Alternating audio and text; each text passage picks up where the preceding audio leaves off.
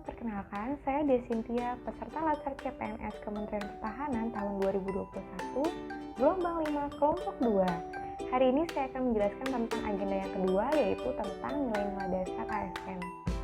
Seperti biasa, pada saat pembelajaran, biasanya para WI atau para pengampu akan melakukan tanya jawab kepada para peserta, guna untuk mengetahui seberapa jauh kita memahami materi yang akan dipelajari.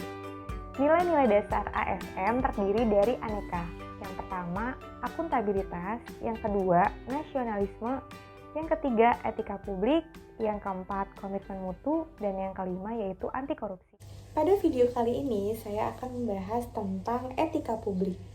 Dalam etika publik, saya akan membahas tentang kode etik dan perilaku pejabat publik, bentuk-bentuk kode etik dan implikasinya, serta aktualisasi etika ASN. Apa sih etika publik itu?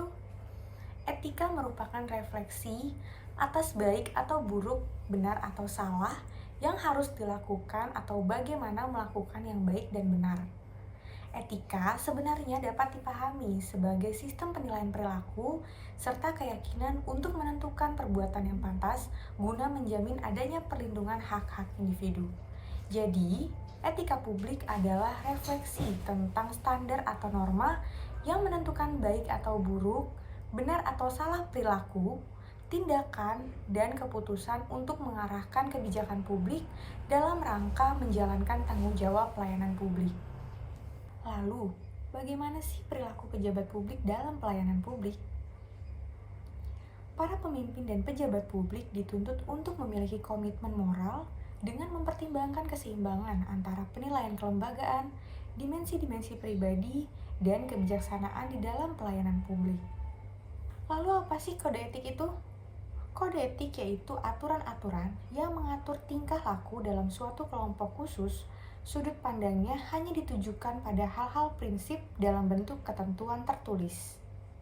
Nah, di sini ada nilai-nilai etika publik, yaitu yang pertama, memegang teguh nilai Pancasila, setia dan mempertahankan Undang-Undang Dasar, profesional dan tidak memihak, membuat keputusan berdasarkan prinsip keahlian, menciptakan lingkungan kerja yang tidak diskriminatif, memelihara dan menjunjung tinggi standar etika luhur, mempertanggungjawabkan tindakan dan kinerjanya, memiliki kemampuan dalam melaksanakan kebijakan dan program pemerintah, memberikan pelayanan kepada publik secara jujur, tanggap, cepat, dan tepat, mengutamakan kepemimpinan berkualitas tinggi, menghargai komunikasi, konsultasi, dan kerjasama, mengutamakan pencapaian hasil, mendorong kesetaraan dalam pekerjaan, serta meningkatkan efektivitas sistem pemerintah.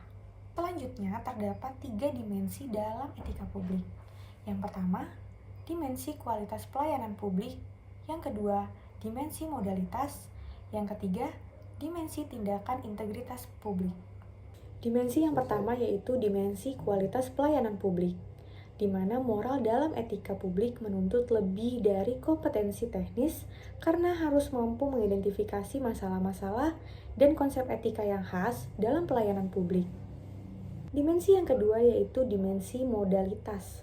Terdapat 3 unsur modalitas dalam etika publik. Yang pertama, akuntabilitas, yang kedua, transparansi, dan yang ketiga, netralitas. Unsur yang pertama yaitu unsur akuntabel, di mana pemerintah harus mempertanggungjawabkan secara moral, hukum, dan politik atas kebijakan dan tindakan-tindakannya kepada rakyat. Unsur yang kedua yaitu transparan, di mana organisasi pemerintah bisa mempertanggungjawabkan apa yang telah dilakukan dengan memberikan informasi yang relevan atau laporan terbuka terhadap pihak luar atau organisasi sendiri dan dipublikasikan.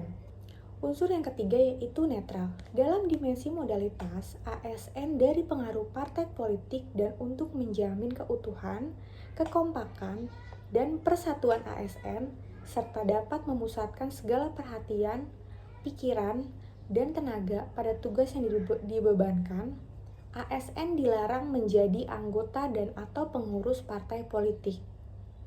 Sumber-sumber kode etik ASN diatur dalam peraturan pemerintah, Yang pertama yaitu Peraturan Pemerintah Nomor 11 Tahun 1959 tentang Sumpah Jabatan Pegawai Negeri Sipil dan Anggota Angkatan Perang.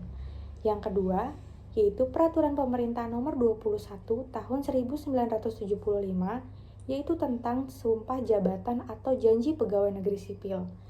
Yang ketiga yaitu Peraturan Pemerintah Nomor 30 Tahun 1980 yaitu tentang Peraturan Disiplin Pegawai Negeri Sipil.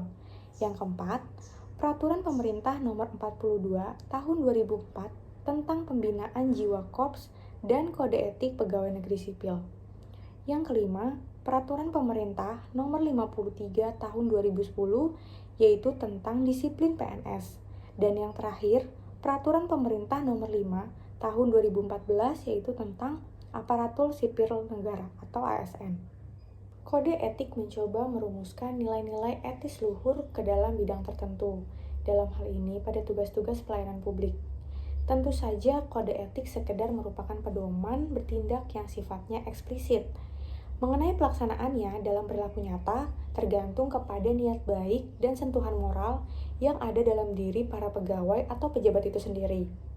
Namun, karena kode etik dirumuskan untuk menyempurnakan pekerjaan di sektor publik, mencegah hal-hal buruk, dan untuk kepentingan bersama dalam organisasi publik, setiap pegawai dan pejabat diharapkan untuk menaatinya dan kesadaran yang tulus. Nah, itu dia materi kita kali ini, yaitu tentang etika publik.